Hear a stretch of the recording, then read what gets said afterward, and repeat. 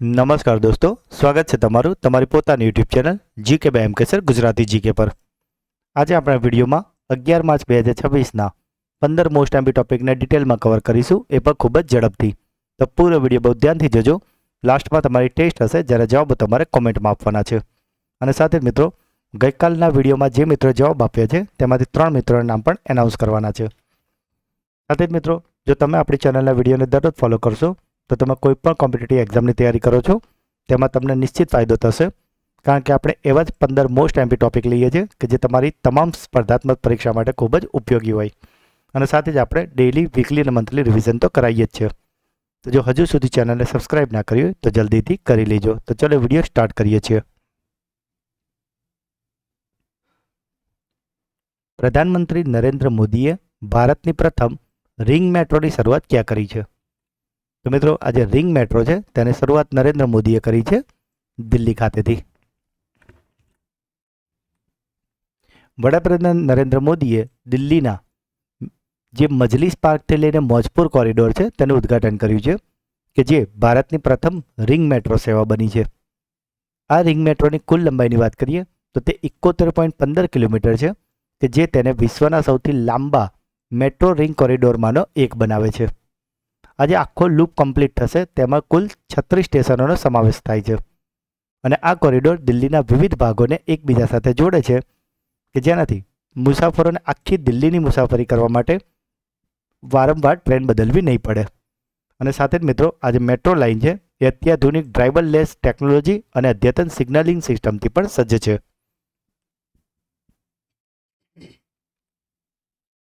પશ્ચિમ કમાન્ડના આગામી general officer command in chief તરીકે કોની નિમણૂક કરવામાં આવી છે? તો મિત્રો, આજે general officer command in chief છે તે બની ગયા છે પુષ્પેન્દ્રપાલ સિંહ.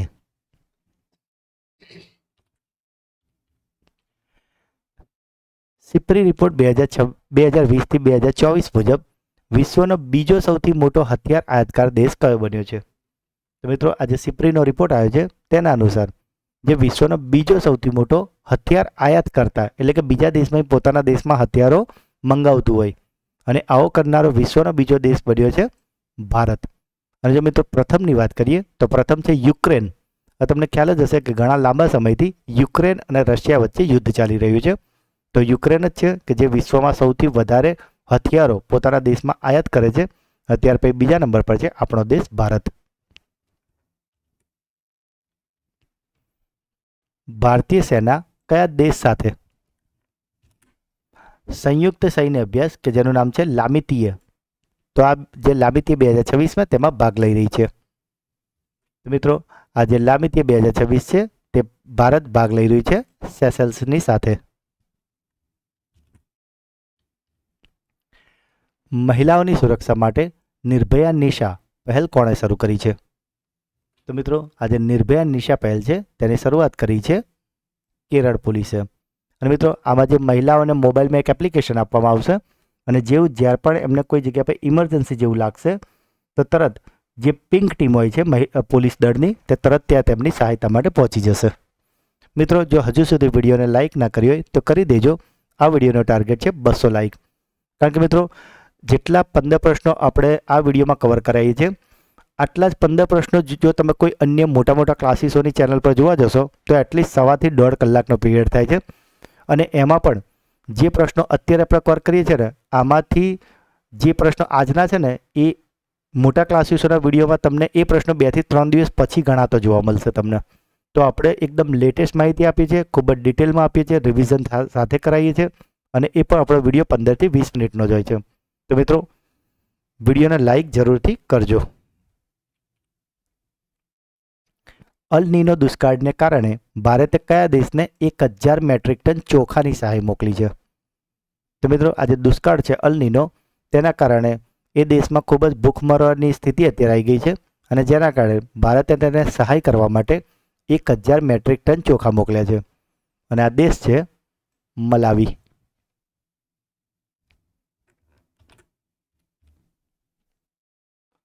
એકસો 106મો બંધારણીય સુધારો અધિનિયમ શેનાથી સંબંધિત છે?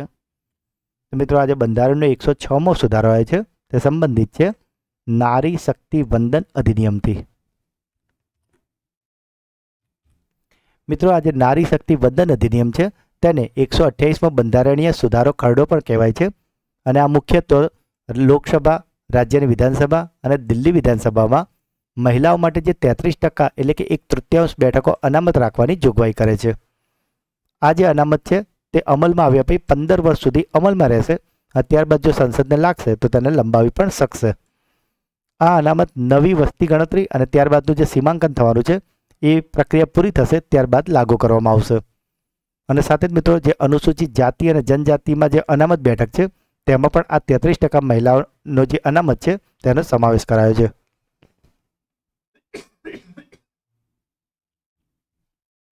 સાથે જ મિત્રો, ફેબ્રુઆરીનું મંથલી કરંટ અફેર્સ વિડીયો કે જેમાં આપણે મોસ્ટ એમપી 200 પ્રશ્નો કરાવ્યા છે તે વિડીયો ચેનલ પર આવી ગયો છે અને તેની લિંક આ જ વિડીયોના ડિસ્ક્રિપ્શનમાં પણ આપણે આપેલી છે.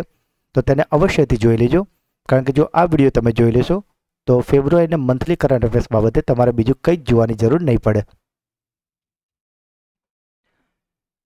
આ ખૂબ જ મજાનો પ્રશ્ન છે. સરપંચ પતિ આ પ્રથાને રોકવા માટે પંચાયતી રાજ મંત્રાલયે કયું અભિયાન શરૂ કર્યું છે?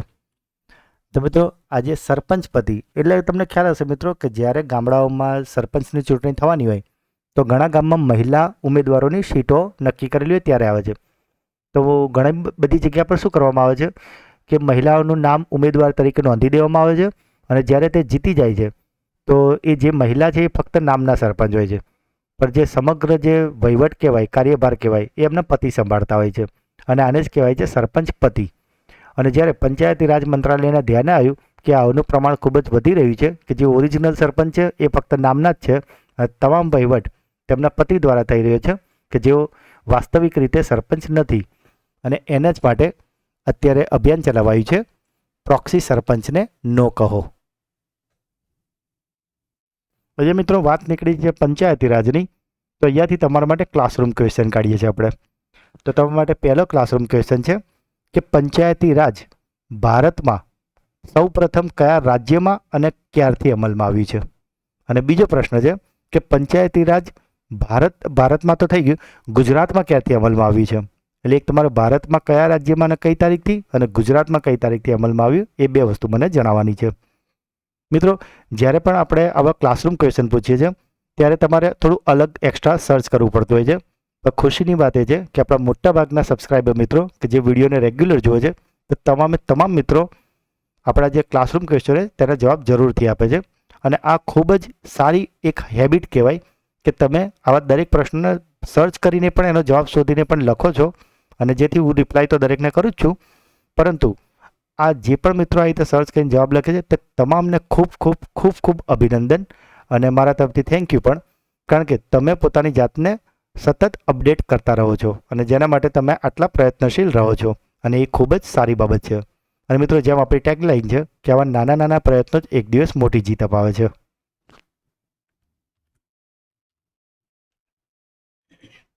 L&T ફાઇનાન્સે મહિલા ઉદ્યોગ સાહસિકો માટે કયો કાર્યક્રમ શરૂ કર્યો છે? તો મિત્રો, આજે L&T ફાઇનાન્સે, L&Tનું પૂરું નામ તમને ખ્યાલ જ હશે, લાર્સન એન્ડ ટુબ્રો ફાઇનાન્સ. તો મિત્રો, આજે લાર્સન એન્ડ ટુબ્રો ફાઇનાન્સે તેમણે જે મહિલાઓ માટે જે કાર્યક્રમ શરૂ કર્યો છે તેનું નામ છે સ્ફૂર્તિ કાર્યક્રમ. અને આના અંતર્ગત મિત્રો, જે ગામડાઓમાં કે નાના શહેરોની જે મહિલાઓ હશે તેમને જો તેમનું કોઈ સ્ટાર્ટઅપ શરૂ કરવું હોય કે એમનો કોઈ ઉદ્યોગ જો ડેવલપ કરવો હોય કાં તો એને ગ્રો કરવો હોય તો તેના માટે જે L&T ફાઇનાન્સ છે તે તેમને નાણાકીય સહાય કરશે. સૌથી મોટો લેઝિમ નૃત્ય પ્રદર્શન માટે કયા રાજ્યે ગિનીઝ વર્લ્ડ રેકોર્ડ નોંધાવ્યો છે? તો મિત્રો, આજે લેઝિમ જે નૃત્ય છે આપણે ઇમેજમાં જોઈ રહ્યા છો ને, આ લેઝિમ નૃત્ય છે અને જેનો ગિનીઝ વર્લ્ડ રેકોર્ડ છે તે બનાવ્યો છે મહારાષ્ટ્રએ. લેઝિમ એ મહારાષ્ટ્ર એક પરંપરાગત લોકનૃત્ય છે કે જે ગણેશ ઉત્સવ અને અન્ય ધાર્મિક ઉત્સવો દરમિયાન કરવામાં આવે છે. આ જે ઐતિહાસિક પ્રદર્શન હતું એ મહારાષ્ટ્રના ડોંબિવલી કે જે થાણે જિલ્લામાં આવેલું છે ત્યાં કરવામાં આવ્યું હતું. આ પ્રદર્શનમાં હજારો સહભાગીઓએ એક સાથે કદમ મિલાવીને નૃત્ય કર્યું હતું અને જેથી આ વિશ્વનું સૌથી મોટું લેઝિમ પ્રદર્શન બની ગયું છે. અને આનો ઉદ્દેશ્ય મહારાષ્ટ્રના સમૃદ્ધ સાંસ્કૃતિક વારસાને વૈશ્વિક સ્તરે ઓળખ આપવાનો અને યુવાનોને પોતાની પરંપરાઓ સાથે જોડવાનો છે.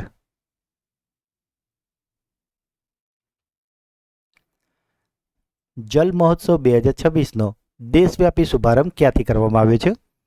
તો મિત્રો આજે આખા દેશ માટે જે શુભારંભ કર્યો છે તેનું જે નામ છે જલ મહોત્સવ 2026 અને આ શુભારંભ કર્યો છે CR પાટીલે અને આ થયું છે આપણા ગુજરાતના નવસારીમાંથી. મિત્રો હવે અહીંથી એકદમ ઇઝી ક્લાસરૂમ ક્વેશ્ચન પૂછી લઉં તમને કે નવસારી એ કઈ નદીના કિનારે આવેલું છે? તેનું નામ તમારે મને કોમેન્ટમાં જણાવવાનું છે. લંડનમાં ઇન્ડિયા યુકે એચિવર્સ એવોર્ડ 2026થી કયા મંત્રીને સન્માનિત કરવામાં આવ્યા છે? તો મિત્રો આજે ઇન્ડિયા યુકે એચિવર્સ એવોર્ડ 2026 છે તે અપાયો છે જયંત ચૌધરીને.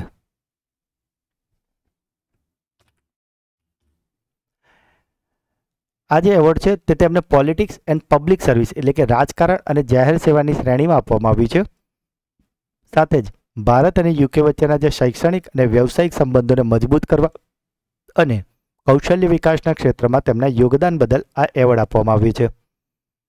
મિત્રો જયંત ચૌધરીની વાત કરીએ તો તેમણે લંડન સ્કૂલ ઓફ ઇકોનોમિક્સમાંથી અભ્યાસ કર્યો છે અને આ એવોર્ડ યુકેમાં જે અભ્યાસ કરતા ભારતીય વિદ્યાર્થીઓને તેમની સિદ્ધિઓને બિરદાવવા માટે પણ આપવામાં આવે છે. મિત્રો જો હજુ સુધી વિડીયોને લાઇક ના કર્યો હોય તો અત્યારે જ કરી લેજો. આ વિડીયોનો ટાર્ગેટ છે 200 લાઇક. વૈજ્ઞાનિકોએ પ્રશાંત મહાસાગરમાં 4000 મીટરની ઊંડાઈએ શેની શોધ કરી છે? તો મિત્રો આજે 4000 મીટરની ઊંડાઈ જે ખોજ થઈ છે તે છે ડાર્ક ઓક્સિજનની. આ શોધ પ્રશાંત મહાસાગરનું જે ક્લેરિયન ક્લિપર્ટન ઝોન જે આવેલું છે તેમાં આશરે 4000 મીટરની ઊંડાઈએ કરવામાં આવી છે. જે નોર્મલ ઓક્સિજન હોય છે મિત્રો એ સૂર્યપ્રકાશની હાજરીમાં અને પ્રકાશ સંશ્લેષણ દ્વારા બને છે. પરંતુ આ જે ડાર્ક ઓક્સિજન છે ને એ સૂર્યપ્રકાશ વગર અને સમુદ્રના અંધકારમય પેટાળમાં બની રહ્યો છે. આ ઓક્સિજન સમુદ્રના તળિયે રહેલા જે પોલીમેટાલિકલ નોડ્યુલ્સ હોય છે કે જેમાં નિકલ, કોબાલ્ટ અને મેંગેનીઝ જેવી ધાતુના ટુકડાઓનો સમાવેશ થાય છે તેમાંથી ઉત્પન્ન થાય છે. આ જે નોડ્યુલ્સ છે તે કુદરતી બેટરી તરીકે કામ કરે છે કે જે દરિયાના પાણીને વિદ્યુત વિભાજન કરીને ઓક્સિજન ઉત્પન્ન કરે છે. અને આ શોધ એટલા માટે મહત્વની છે કારણ કે આ સૂચવે છે કે જે પૃથ્વી પર જીવનની શરૂઆત છે એ માત્ર પ્રકાશ સંશ્લેષણથી થઈ હોય એવું નથી. કારણ કે તમે જોઈ શકો છો કે પ્રકાશ સંશ્લેષણની ક્રિયા વગર અને સૂર્યપ્રકાશની ગેરહાજરીમાં પણ આ ડાર્ક ઓક્સિજન બની રહ્યો છે. સાથે જ મિત્રો છેલ્લા 4 મહિનાનું કરંટ અફેર્સ વિડીયો કે જેમાં આપણે મોસ્ટ MP 700 પ્રશ્નો કરાવ્યા છે તે વિડીયો પર ચેનલ પર આવી ગયો છે અને સાથે જ તેની લિંક પણ આ જ વિડીયોના નીચે ડિસ્ક્રિપ્શનમાં આપેલી છે. તો આ વિડીયોને અવશ્યથી જોઈ લેજો કારણ કે જો આ વિડીયો તમે જોઈ લેશો તો 1 નવેમ્બરથી લઈને છેલ્લા 4 મહિનાના જે મોસ્ટ MP પ્રશ્નો છે તે તમારે કવર થઈ જશે અને આ 4 મહિના બાબતે તમારે બીજું કંઈ જ મેગઝીન જોવાની કે કોઈ અન્ય વિડીયો જોવાની જરૂર નહીં પડે.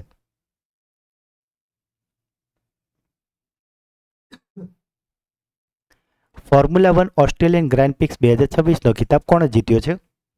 તો મિત્રો આજે ઓસ્ટ્રેલિયન ગ્રાન્ડ પ્રિક્સ 2026નો ખિતાબ છે તે જીતી લીધું છે જ્યોર્જ રસેલે.